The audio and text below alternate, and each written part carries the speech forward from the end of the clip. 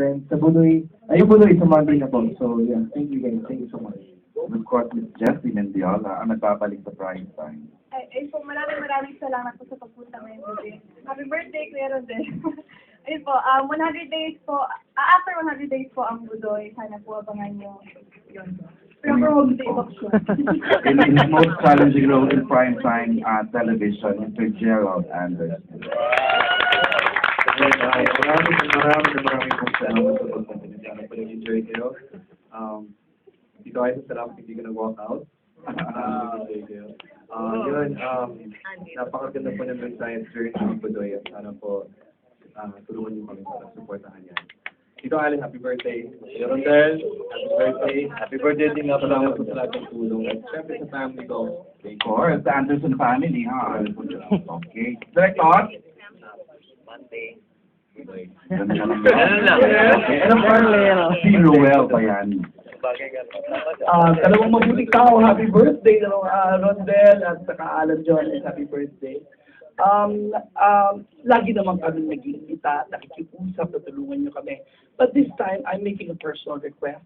It's not that, alam naman natin na paghihirapan namin to para maging entertaining, para makapagdulot ng saya, ng makapag-release ng mga dandan. But it's the first advocacy series. It's my dream that this show becomes successful so that ABS-CBN will allow us to do a second advocacy series, a third, a fourth, a fifth, and then one day, years from now, hindi na kailangang maging big deal na may advocacy ang isang teleserye dahil pwedeng nandun lang siya.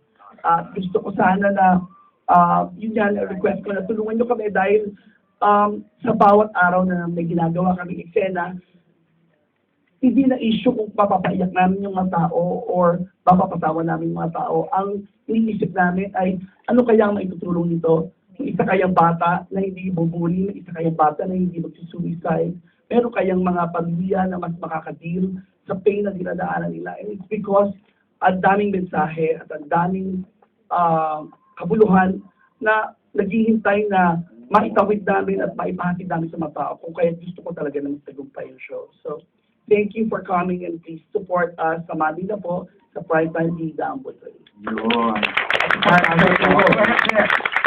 Huwag niyo po kalimutan. Ako si Budoy. Nag-inay ko sa busy. Kaya, sa this part, maraming salamat for staying tonight. May mga cameras po kami outside. Iba ka lang po pwede salita.